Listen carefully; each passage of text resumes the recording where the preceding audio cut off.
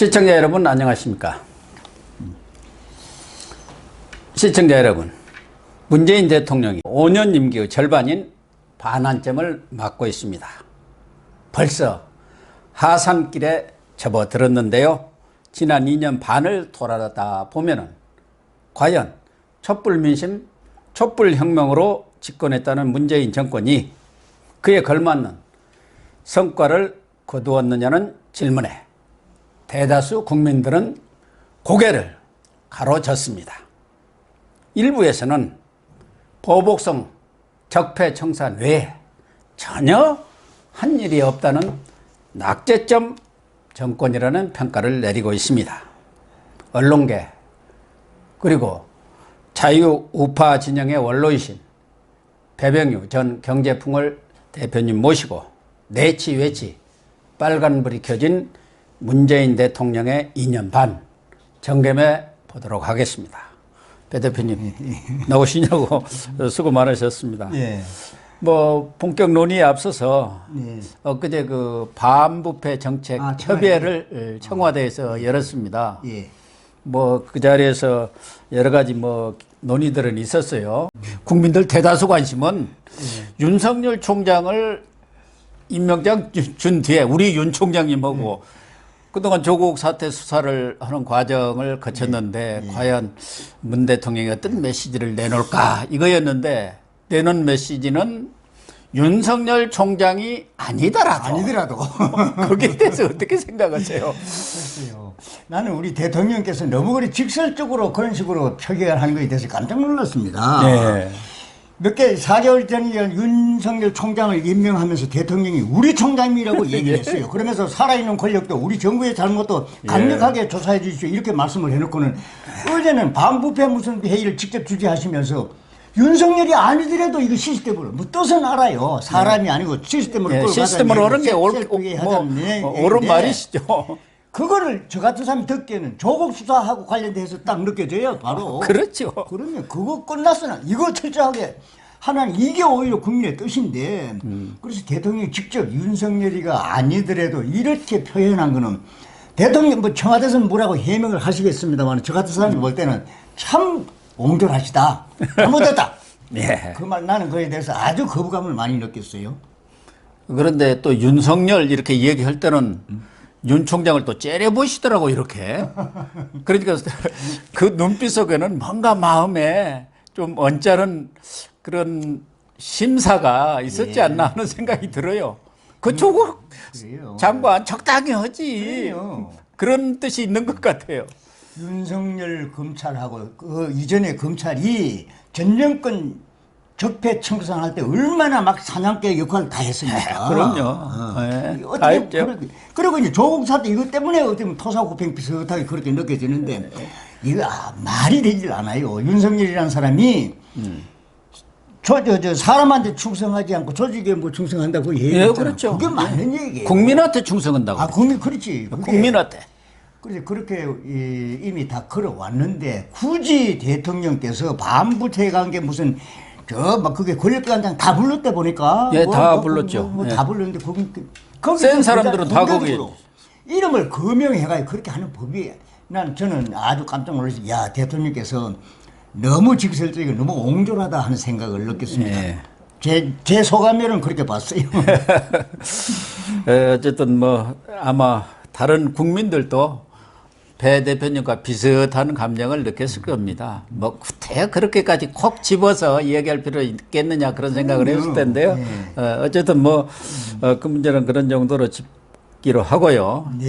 이제 벌써 하산길이에요. 엊그저께 대통령 취임식 하신 것 같은데 그런데 지금 2년 반. 반환점? 2년 반이 됐는데 우리 국민들이 체감하는 무슨 성과가 있느냐 이 부분에 대해서는 다 고개를 젓고 있거든요. 배 대표님은 총괄적으로 어떻게 평가하세요? 저도 비슷하게 생각합니다. 지금 청와대나 여권에서는 뭐 잘했다는 걸 많이 꼽습니다. 남북관계 어떻고 전쟁 어떻게 하고 일자리 이렇게 얘기를 하는데 제 눈에는 잘한 걸 평가할 게 없어요. 내가 인생에서. 그리고 경제 쪽에서 포커스를 맞춰서 보면은 대한민국 경제 골병 다 들었어요. 말은 안 해서 그렇지. 그리고 반환점 넘어서서부터 이제 앞으로 조금씩 나옵니다. 대기업, 재벌, 중견기업, 중소기업, 자영업자, 영세자 가서 물어보세요. 한마디로 골병이 다 들었어요. 그러면 뭐저 이렇게 해가지고 고통스러운 걸 뭐 세금 주도로 다 보완했다는데 그거 일시적이야. 일회용이야. 땜빵이에요, 땜빵. 우리 속된 말로. 뜻값이가 아무것도 아니에요. 네. 그래서 은발의 오줌 누기예요. 한마디로 하면 경제 골병 다 들었다. 전반적으로 다 들었는데 이제 유구무원에서 말 좀 해야 되겠다는 그런 생각입니다. 네. 골목 상권 보호해준다고 얘기했는데 골목 상권에 가면 심지어만에 된장찌개나 그 삼겹살 집에 가서도 아유 정권 언제 바뀝니까? 농담이면 이렇게까지 얘기를 해요. 왜냐하면 손님이 떨어졌을 뿐만 아니고 손님도 숫자도 줄고 계산도 줄었다는 얘기입니다. 그렇겠죠. 아니 제충물에 가서 물어보면 거짓말이야. 요 사무실 있는 일대에도 손님이 팍 줄었습니다. 글쎄. 그런데 경제 평가할 게 없어요. 자 그러면 안보 국방은 외교는 평가할 거 있습니까? 남북 관계 나는 완전히 뭐 저거 한 걸 생각하고 예. 교육 엊그제 뭐 했어요? 부동산 정책, 일자리 정책. 제가 의도적으로 하는 것이 아니고 평가할 게 없어요. 통계가 마찬가지. 다들 그렇게 생각할 거예요. 아이고 뭐 일자리 정부에 나는 일자리 자금을 국민 세금으로 얼마나 집어넣는지 모르겠어요. 54조만 50조 넣었는지 뭐 했는데 일자리 늘어났습니까? 정부에서 지금 늘어났다는 거 아니에요? 청와대는 양쪽으로 늘어났다고 뭐 얘기를 30만 8천 개인가 뭐 35만 8천 개 제가 볼 때는 늘어났. 국민 눈속임입니다. 네. 통계청에서 저번에 2019년 올해 경제활동 인구조사한 통계를 보면 예. 여러 가지 요소가 있습니다만은 정규직은 35만 7천 명이 줄고 비정규직은 86만 7천 명이 얼마 늘어났어요. 예. 물론 그 통계 기준이 조금 바뀌어서 그렇다고 합니다만 그걸 감안하더라도 비정규직만 잔뜩 늘어났습니다. 정규직이 늘어난 것도 보면은 저기 공공기관이에요, 공공기관. 예. 공공기관 늘어난 건 또 세금입니다. 그래 일자리 정부에 자랑할 게 하나도 없는데 이게 대통령께서도 획기적으로 고용의 양과 질이 좋아졌다고 이 말씀을 그러니까 하시니 지난번 시정연설에 그래갖고 다들 깜짝 우리 낮아빠졌잖아요. 같은 사람 보면 대통령께서 막 버젓이 거짓말 하신다 이 생각이 들어. 그래서 설마 대통령이 직접 그렇게 했겠냐. 그 옆에 있는 경제수석 비서관이나 이런 보좌관들이 그런 식으로 통계 조작해갖고 좋은 것만 갖다 보고. 아니겠느냐 그렇게 느꼈어요. 대통령이 잘못했을 때 이렇게 하기보다도 이놈 고위 참모들이 말이야 그런 식으로 만든 것이 아니냐 하는 생각을 좀 해봤습니다. 그래서 어떻게 보면 해방 이후 한 70여 년 되지 않습니까? 정부 수립 이후 산업화, 민주화 과정을 거쳤는데 산업화 성과도 다 까먹어 버린 것 같고 그렇죠. 민주화도 지금 다들 독재 정권이라고 지금 하고 있지 않습니까? 촛불 높게 하라고 그럽니다. 예. 그래요. 언론 환경도 지금 오늘 아침에도 뭐 유튜브 거기에 대한 그 노란 딱지라는 게 자꾸 붙여대니까 그것 가지고 그 기자회견하는 자유 유튜브 연대라는 게 지금 만들어졌습니다. 그런 게 나와 있어요. 그러니까 70년 성과를 2년 반 만에 다 까먹은 거 아닌가. 그런 게 참 안타까워요. 그래서 제가 볼 때는 저는 뭐 경제만 조금만 했던 사람인데 종합적으로 보면은 우리 참여 정부 촛불 정권 2년 반 동안에 공약 정책, 대선 공약 정책, 공약 정치 이것 때문에 전 기반 이 자체를 다 바꿨다는 생각을 합니다. 그래서 지금 보면은 우리 경제사회 성자 그러면 딱 하나예요. 민노총하고 참여연대는 뭐 관련 시민단체라고 그거는 성자고 나머지 경제 주체는 전부 패자입니다. 재벌이님 중소기업이님. 예. 그러니까 우리 시장에는 패자들만 우글우글하고 성자는 민노총이나 관련 참여연대와 같은 몇 개 거기에 권력기관 다 들어있어요. 정교조 뭐 이런데. 네. 예. 그런데 지금은 청와대도 민노총이나 참여연대 거의 핸들링을 못하는 지경에 이르렀어요. 예. 대통령이 무슨 말씀해도 안 들어주거든. 그래서 이게 저는 공약 정치, 공약 정책이 남긴 국가적인 재해가 아니냐는 생각을 듭니다. 친노동 잘 아시겠습니다만 친노동 반시장 반재벌인데 친노동 정책을 쏘아요. 하려면 친노동을 하면서 그 균형을 맞아서 친기업 정책도 나와야 되는 겁니다. 그렇잖아요. 그리고 반자본이라는 게 있을 수가 없어요. 우리나라 자본주의와 시장 경제인데 자본을 거부하고 나서 어떻게 경제가 됩니까? 노동 하나가. 경제는 노동도 있어야 되고 자본도 있어야 되고 시장도 있어야 되는 거 하는 거 아닙니까? 그래서 균형을 생각해야 되는데 이 정부에서는 포퓰리즘 성격의 가까운 공약을 정치화하고 정책화 하려다가 보니까 전부 다 까먹었다. 고 박사 말씀하시니 그렇게 된 거예요. 공약을 내세웠다 치더라도 대표적인 게 보십시오. 탈원전 같은 거. 그러면 이걸 시민단체 받아가 했으면은 이걸 집행을 하자면은 전문가 토론도 해야 되고 정책을 다 점검해야 되잖아요. 그걸 바로 대선 공약을 바로 탈원전으로 갔으니까 지금 얼마나 심각하게 말도 수습 불가능합니다. 그 대표적인 게 한전이 상반기만도 한 1조 정도 적자를 해서 최고의 우리 흑자 공기업이 한전 사장, 한전이 나주 있지 않습니까? 네. 이 판에 또 나주 공약이 된 나주에가 한전 공대도 지금 그것도 뭐 수조 들어가는 한전 사장이 얼마나 많이 고발당했냐면 소액주주한테 고발당했지. 미국의 이 한전주가 뉴욕에 증권 상장이 돼 있어. 그렇죠. 그래서 네. 미국의 연방 거래소위원회에서 공문을 떼었어요. 지금 전기 요금 언제 올리는 거냐? 적자 요인이 왜 나왔냐? 한국 정부가 이걸 어떻게 한다고 그러냐? 명확하게 답변했는데 부족하다. 다시 하라고 그랬어요. 예. 그러니까 한전 사장이 상공부 장관이 안 된다 하지만 안 됩니다. 이제 우리 해야 되겠습니다. 이렇게 두 번이나 발표한 이유가 소액주주한테 국내에서 지금 제소돼 있고 미국 연방 거래소로부터 곧 제소가 될 상황이에요. 그래서 못 넘어가. 그래서 이게 어디서부터 나왔냐? 탈원전 공약은 했더라도 이걸 정책화할 때는 다시 점검하고는 과정을 거쳐야 되는 겁니다. 그걸 하지도 않고 했으니까 좀 다 망해버렸어요. 그래. 지금 공기업이 말입니다. 현 정부 들어가지고 339개인가 그게 과거에 연간 15조에서 16조 이익 나던 게 1조 정도로 다 떨어져 버렸어요. 1조.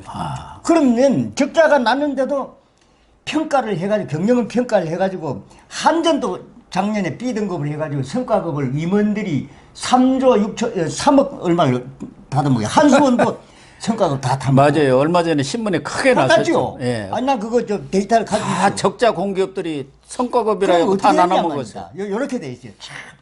적자 공기업인데 왜 경영평가가 B등급이나 상위 왜 나왔냐 따져보니까 경영은 적자지만은 사회적인 가치 창출, 상생, 비정규직, 정규직화, 상생, 공헌 이게 평가돼가지고 B등급이다 이래.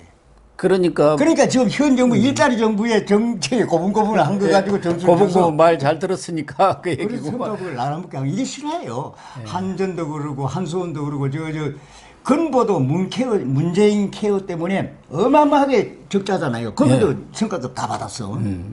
그래서 이거 뜯어먹기 하는 거 아니냐 하는 생각이 듭니다. 저는 막 참 이 국가 재정 부분에 대해서 얘기하면 열이 나서 못 견뎌. 그러니까요. 지금 복지 포퓰리즘 때문에 남지형으로 거의 가고 있어요 지금. 엊그제 9월 달까지 기재부에 그 재정 적자도 심각하대요. 보셨죠? 예. 57조. 그러니까 어마어마한 재정 적자를 내년에는 이게 지금 현재 추세로 70조가 넘어서게 돼 있어요. 예. 그런데 이게 저도 봤습니다. 79조가 그렇죠. 뭐 얼마인가 되더라고요. 그런데 이게 기본적으로 분배 복지는 많을수록 좋다는 그게 기반을 한 겁니다. 분배와 복지는. 올해가 57조, 내년이 72조네요. 그렇지. 내년 70조가 넘는 거 아닙니까? 근데 여기에 보면은 전부 이제 이게 무슨 장려금 뭐 분배 이게 생색 선심 저거야. 예, 복지 포퓰리즘이죠. 막 날아주는 게 돈 푸는 거예요. 퍼주기. 근데 이것도 바탕도 보면 대통령이 확장 재정이라는 용어를 자주 쓰잖아요. 확장. 확장 재정이라는 것도 물론 논리가 있어요. 왜냐하면 재정을 쌓아두는 게 이걸 선제적으로 이렇게 우리 국가 사회 문제 해결하기 위해서 재정 기능을 확대해야 된다. 그 논리 아닙니까?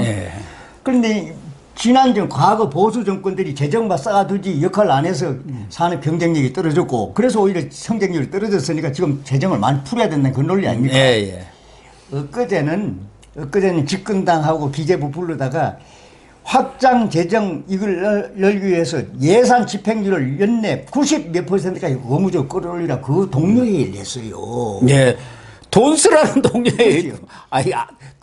국가가 돈을 아껴 쓰라. 국민의 혈세로. 그게 아니고 있는 대로 안 쓰면 혼내겠다. 뭐 그 얘기 돼요. 그러니까 이제 지방자치정부에도 재정 집행률이 90 몇 % 올라가면 그거하고 특별 교부세하고 연계시키겠다는 겁니다. 예산 집행을 많이 한 지자체는 특별 교부세 많이 주겠다는 얘기 아닙니까? 왜 이렇게 됐냐?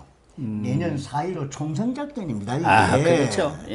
왜? 지금 연내 GDP가 지금 누가 보더라도 한 2% 이제 맞추겠다 이런 얘기예요. 2%. 예. 지금 이제 OECD나 ADB나 IMF 이런 데서 한국 경제가 잘해야 2.1, 2.0 이렇게 얘기를 하는데 외국의 대형 투자 은행들은 그것도 안 된다. 1.8, 1.9밖에 안 된다 하니까 집권당에서는 어떤 형태든 2.0을 만들어야지 내년 4월 총선 때 그렇죠. 이긴다 이겁니다. 1% 성장, 1%대 성장하고 안 2억으로 또 아니고, 전혀 감이 그러니까 다르거든요. 2%. 일을 그래서 확장 재정에 채찍을 가하는 겁니다. 네. 확장 재정에. 이거의 뒷받침이 문재인 대통령입니다. 문재인 대통령이 선제적으로 경제 사회 문제 해결하기 위해서 재정을 확장해야 된다. 그렇게 하고 홍남기 부총리가 전에 제 전략 회의할 때 대통령한테 그렇게 보고했어요. 국가 채무 관리를 우리 GDP의 안정관리에 대해서 40% 기준을 삼아서 안정적으로 관리하겠습니다. 40%가 뭐냐? OECD 평균이 110%인데 왜 네. 우리 GDP를 40% 끌고 가려고? 그거 풀어버렸어. 네, 그렇죠. 그러니까 이제 예산도 내년 예산에는 513조인가 그래 513조 5천억인데 이것도 내년 총선용이야. 총선. 왜 그랬냐? 일부러 하는 게 아니고 17개 시도에 정책 민원 사업의 예산이 다 들어가 있어. 네. 그게 이해찬 대표의 소신이에요. 민주당 대표의. 저 경남 도지사 김경수 찾아가가지고 민원 사업 다 집어넣고 했잖아요. 에비타 당선 면제 다 해줘. 다 그리고 해주고. 뭐 그냥 그게 무조건 20몇 오케이 조. 오케이 해준 거 아닙니까? 그게 20몇 조입니다. 그리고 이제 또 용어를 뭐로 만들어냈냐면 생활 SOC라는 용어를 만들었어요. 체육관 뭐 네, 도서관 왜냐면- 막 지어댄다는 거예요. 옛날에 MB의 4대 강을 이걸 토목경제라고 비하시켰는데 이거 땅 파는 걸 하면은 또 그거야 하니까 우리는 그게 아니고 생활 SOC다. 생활 SOC.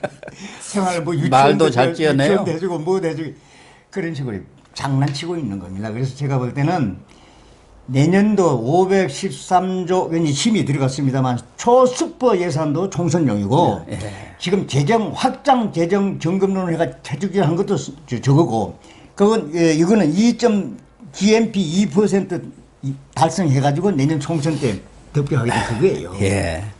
너무 무리야 이게 너무.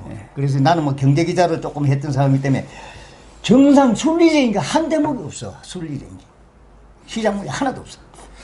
그리고 그제 조선일보 혹시 일면인가 그 대통령 직속에 4차 산업위원회라는 게 있습니다. 거기에 그 장병규 위원장인가 이분이 4차 혁명위원장. 젊은 위원장이죠.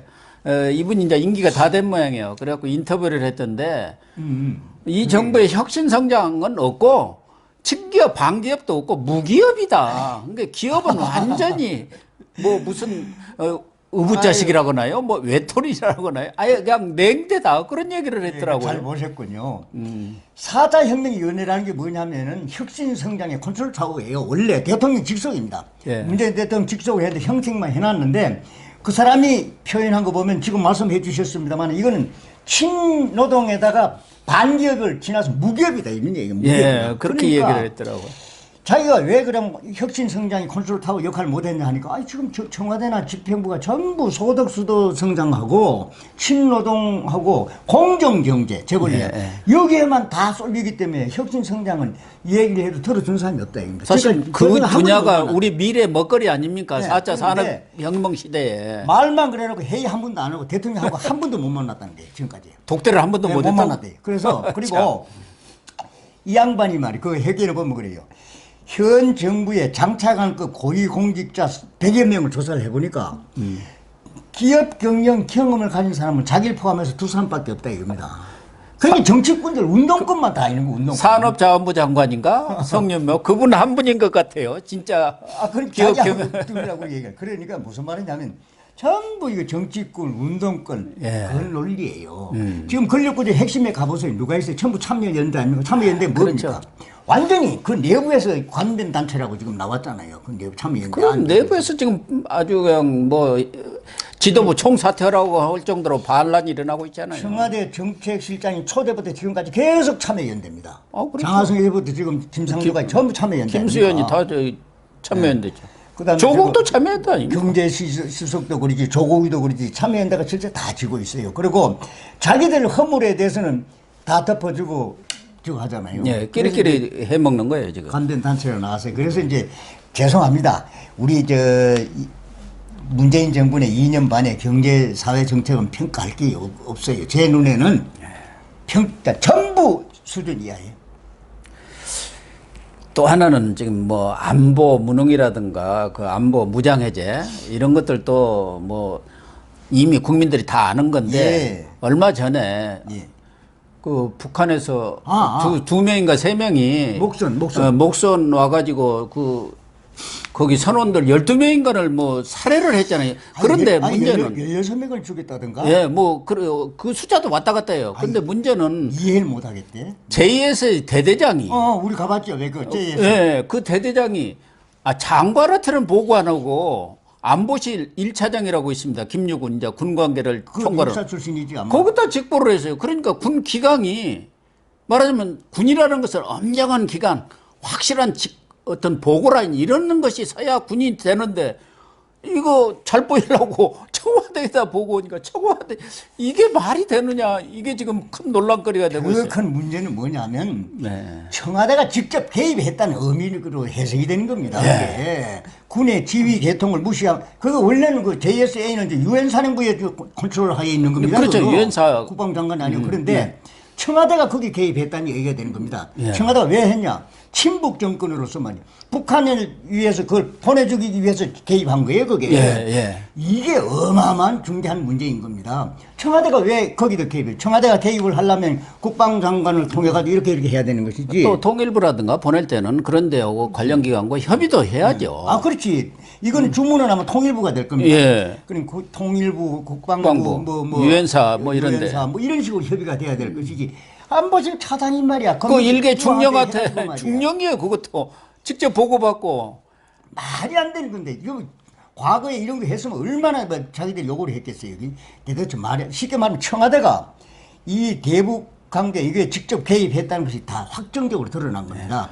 군 지휘계통을 무시해버린 거 아닙니까? JSA의 중령도 육사일 겁니다. 육사, 뭐 21기 후배라고 하더라고요. 청와대 김유군. 출신인데 육사입니다. 그러니까 김현종 씨는 그 국방비서관이고 우리 알자 김현종 씨가 이번에 3스타 됐더라고요. 2스타에서. 그리고 김유군 1차장. 글쎄 그 사람이 육사예요. 그 예, 육사. 예. 그러니까 자기 후배한테다가 이렇게 했는지 모르겠어요. 그렇지만은 그거는 사사로운 것이지 공식 이거하고 안 맞아. 그래서 지휘 계통을 무시한 것도 문제지만 청와대가 개입했다는 이 자체가 더 중요한 겁니다. 이거는 뭐 유엔 사령부 미국 유엔 사령부에서도 할 말 없고 이건 청와대가 잘못된 책임져야 될 상황입니다. 그리고 북한 관계 진짜 그냥 보낸 것도 이것도 진짜 문제입니다. 그러니까요. 물론 그 뭐 범죄 행위라는 범죄 행위라는 것도 절차를 밟아야지 말이야. 왜 자기들이 쓱쓱쓱 해가지고 북한한테 물어보고. 그것도 뭐 알린 것도 아니잖아요. 그럼요. 핸드폰 보다가 그게 언론 카메라에 찍혀갖고 들통이 난 거 아니에요. 그러니까 말이 안 되는 겁니다. 이게 이렇게 중대한 사안을 국민들은 깜깜이로 지금 모를 뻔했어요. 그럼요. 이거 조사를 해야 됩니다. 조사해가지고 규명을 해야 되고. 이렇게 몰래 해주면 북한이 좋아하나? 천만에. 북한은 지금 우리를 우습게 알고 있잖아요. 쌀만한 소대가리가 웃을 것이라고 청와대를 그렇게 비양거리는 정권입니다. 북한이. 그럼요. 그래서 오히려 강하게 해야지 남북한 관계가 저하지. 지금 이렇게 막 굴종적으로 빌빌하니까 무시하잖아요. 오히려. 그래서 이 진상을 우리가 조사를 하고 이렇게 하고 나서 절차를 밟아야지. 이렇게 해가지고 완전히 북한한테 이제 이게 더 노예 근성을 보여준 거예요. 그래서 이거 지금 문제를 좀 잘 지적해 주셨습니다. 이게 그냥 단순하게 군 지휘 계통 무시했다는 그 수준을 훨씬 넘는다고 저는 보는 겁니다. 그리고 또 안보 관계에서 이제 중요한 것은 현안으로 있는 게 하나는 지소미아. 22일 곧 돌아옵니다. 또 하나는 23일인데. 또 하나는 미군 지금 방위부 분담 지금 1조인데 5조 8천억인가를 내라는 거예요. 요 부분은 어떻게 해나갈 건지. 말이 안 돼요. 일본 관계 저것도 보십시오. 문재인 대통령의 기책사유입니다. 반일, 친일 청산 가지고 막 그렇게 끌고 가다가 이제는 답답하니까 아베 수상한테 정상회담 하자고 쉽게 말하면 막 이렇게 막 이거 하잖아요. 아니, 끌어당겨가지고 이번에 방콕에서 11분 얼마나 창피합니까? 가자고 끌고 했는데 일본에서는 그거 아니다. 아무 의미 없는 거다. 그냥 오락해서 간단히 인사했다. 수인사했다. 그 얘기 왜 아니에요. 이렇게 대한민국 국가 위상을 이런 따위로 만듭니까? 그리고 친일 반일 누가 자기가 만들 대통령께서 선대했잖아요. 그럼 그거 조국이가 죽창가 부르면서 제일 앞장섰지 않습니까? 그러고는 지금은 입 딱 다물고도 다 있잖아요. 그때 떠들었던 사람들은. 그리고 한미 방위비 협상도 물론 트럼프 대통령이 이 장사꾼인지 해도 너무해. 지금 1조 500원, 1조 300억인가 그거 예. 5조 얼마를 하자는 건 5조 뭐 너무 7천억인가 터무니없어. 8천억이에요. 그래서 이제 우리가 트럼프 대통령의 정책에 대해서도 비판적을 입장을 가지고 있는데 그분이 뭐 장사꾼이에요. 원래는 기본이. 한미 관계를 악화시킨 문재인 대통령의 책임도 나는 상당히 크다고 봅니다. 예. 왜? 성주 사드 전임 정부에 했는데 시진핑한테 가서 다시는 안 하겠습니다. 3불 약속하고도 지금 시진핑이 아직도 한국도 안 와. 평양만 갔다 오고. 북한은 이렇게 하지. 미국이 얘기하는 거에 대해서는 인도 태평양 그 전략회의 협조해라. 대꾸도 안 해, 지금. 예. 그래서 미국이 볼 때는 대한민국이 한미 동맹 맞느냐 하는 생각을 하고 미국 국무부나 의회 같은 데서는 북한한테 이렇게 많이 쏘갔는데 어떻게 문재인 대통령은 북한을 그렇게 믿느냐 또 이런 식으로 하고 있어. 그래서 북한 대변인이라고 수석 대변인이라고 하고 있잖아요. 그래서 방위비 협상 문제를 제기해 주셨는데 미국이 요청하는 것도 무리지만은 그 바탕에는 문재인 대통령의 대미 정책, 반미만 어떠냐 하는 그 기본 바탕을 가지고 있어요. 네. 반미 어떠냐 네. 그거하고 관련이 되고 그다음에 중국한테는 그 대신에 굽실굽실하고 앉았거든요. 네. 그 말도 안 돼. 싸다 보복 아직도 진행 중인데 그래서 그 한마디도 못하고 다시는 안 하겠습니다. 미국과 일본하고 군사 동맹 체제 안 하겠습니다. 그렇게 해놓고 말이야. 이거 하는 법이 아니에요. 참. 그래서 이제 5조 이거는 분명히 무리입니다. 무리죠. 어떻게 5배를 한 번에 올립니까? 1년 만에. 그럼요. 어떤 식으로든지 한 협상은 10년 걸쳐서 그렇게 단계적으로 올린다고 하면 또 이해가 가요. 그렇습니다. 그리고 분담금을 높이면 우리가 미국에 대해서 요청할 것도 있어요. 어? 아니 무기를 우리가 세계에서 제일 많이 사들이고 있죠. 했잖아요. 글쎄, 그래서 그걸 해야 되는. 그다음에 원자력 부분에 대해서도 네. 북한은 핵무기를 가지고 우리 우리도 핵무기 풀어 살라고 그래요. 우리는 지금 다 묶여 있잖아요. 아무것도 못 하죠. 그럼 미사일에 쌓여서도 미사일 사거리도 600km, 800km가 얼마 제한이 돼 있어요. 예, 제한되어 있습니다. 이런 거 푸는 거 그다음에 원자력 협정이 지금 완전히 일방적이잖아요. 예. 그래 방위비 협상을 하면서 일정 정액을 수용한다면은 거기에 걸맞게 미국 정부에 대해서 우리도 요구를 하고 주장을 받아내야 되는 겁니다. 이게 이제 문재인 대통령이 이게 만들어내야 될 건데 김현종인가 뭐 안보 2차장 그 사람 은행하는 거 보니까 미국이 협상 안 되겠더라고. 아이, 이 사람이 말이야. 제2차장인가 뭐 그 양반 얘기하는 보세요. 내가 보니까. 그 양반이 통상 전문가인데 통상 전문가야. 지금은 외교 안보 다 쥐고 흔들어요. 차기 뭐 외교부 장관이 갔네. 강경화 다음에. 그 사람이 외교부 장관 했다가 나라 들어먹게 생겼죠. 많죠. 예. 방위비 협상도 그 양반이 들어가지고 망하. 이거 지금 꼬여놓은 거 아닙니까? 지소미아 이렇게 파기한다고 하면은 미국이 우리 편 들어가지고 협상해서 일본을 압박해갖고 그 한일 무역 갈등 그거 해소했는데 도움 줄 거다 했는데 오히려 부메랑이 돼버렸잖아요. 근데 솔직히 지소미아 파기하면은 우리가 오히려 더 불리한 입장이 있어요. 난 그런 얘기를 몇 가지 들은 적이 있는데 에이, 터무니없어. 수출 보복을 지소미아를 파기를 하면 수출 보복 저쪽에서 당장 포기할 줄 알았어. 그렇게 계산했대. 예. 그건 말이 안 돼요. 그러니까요. 일본에서는 비웃고 앉아서 지금 그 관계를 비웃고 앉아서. 콧방귀도 안 끼고 있던데요, 뭐. 그래갖고 지금 이제 매달리고 있는데, 이제 뭐, 경제, 외교, 안보 이런 것도 그렇지만, 지난번 조국 사태를 겪으면서 우리 국민들 간에 너무 첨예하게, 과거에는 그 중립지대도 있고, 완충지대도 있는데, 이거 아니면 저거를 이렇게 완전히 이등분 돼버렸어요. 이게 나는 진짜 국민 통합이 아니라 완전 국민 갈라치기가 돼버렸다니까. 오늘도 그래요. 오늘도 지금 광화문 광장, 뭐 여의도 광장 다 또 뛰쳐나가. 서초도가 하고 그다음에 여의도에는 뭐 민노총하고 저쪽하고 그 광화문은 태극기. 다 저도 태극기 또 갑니다. 네. 다 갈라져서 그런데 고 박사님 보셨습니다만 조국 그 일가의 그 사람을 욕하자는 게 아니고 그 사람이 가지고 있는 반위선 이거는 어느 사건보다 더 심각해. 이게. 막 권력을 가지고 놀기도 하고 너무나해. 막 일가가 그 일가가 이게 용서될 수가 없어. 그다음에 이걸 덮기 위해서 뭐 공수처니 검찰 계획을 끄집어내려고 한다는데 그것도 말도 안 돼. 공수처 헌법학자들 나는 글 여러 가지를 봤는데 위헌. 최고 수사 헌법상 최고 수사기관은 검찰총장이고 예. 그래서 국무회의 5개를 거쳐서 임명하게 돼 있더만 그 위에 기소권 수사권 가지고 있는 수사기관을 두는 건 위헌이야. 그래서 헌법 고치지 않으면 안 된다는 그런데 그걸 막 밀어붙이고 있고 오늘도 서초나 여의도에서는 그거 하라는 거 하게 돼 있다고. 이런 대통령께서 왜 이렇게 무리하게 하느냐. 그래서 나는 조국 그 일가하고 문재인 대통령하고 특수한 관계가 있는 것이 아니겠냐.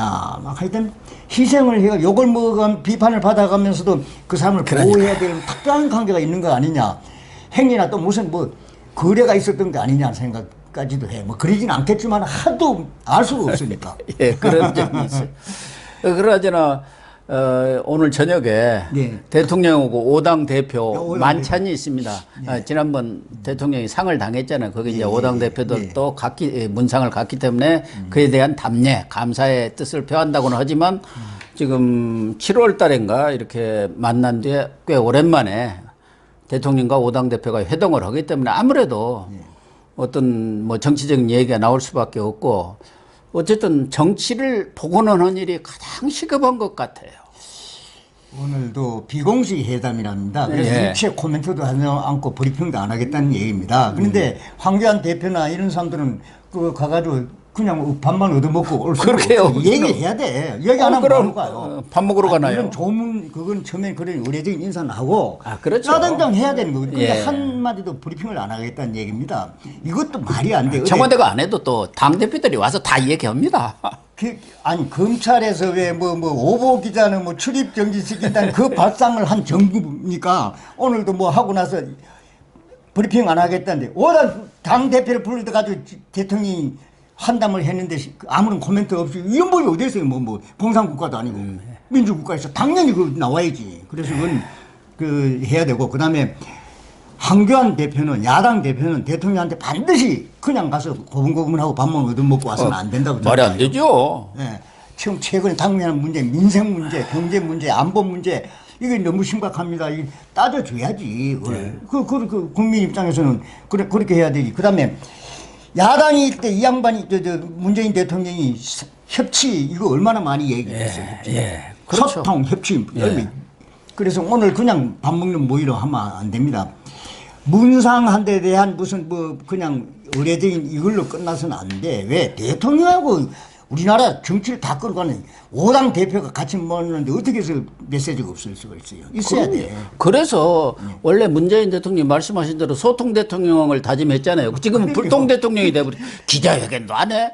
그런 5당 대표하고 회동했는데도 브리핑도 안 하겠다는 거. 그게 불통 대통령이라니까요. 그럼요. 그리고 지금까지 난 브리핑 하는 것 자체도 믿을 수가 없어요. 아베 수상 만나가지고 뭐 하고 뭐 원칙에 합의했다고 했는데 일본 걸 보니까 우리 얘기하고 전혀 달라요. 전혀 달라. 난 그 잘못 브리핑했다고 봐. 그러면 다른 아전 인수로 한 거죠. 북한 관계도 마찬가지지. 북한 관계 지금까지 얼마나 거짓말했어요. 그런데 이 시간 현재도 난 듣기로는 가장 잘한 게 무엇이냐 하니까 북한 관계, 남북 관계 뭐 하고 전쟁 없으니 제일 잘했다고 그러더라고요. 그냥 평화경제 얘기를 참.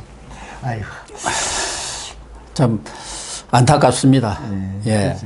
좋은 기회 주는데 자꾸 남을 욕하는 말씀만. 뭐 어쩔 수가 없어요. 뭐 문재인 대통령의 칭찬을 해줄라도 뭐 거리가 있어야 해주는 거 아닙니까? 거리가 없는데. 그렇죠. 제가 볼 때는 그렇습니다.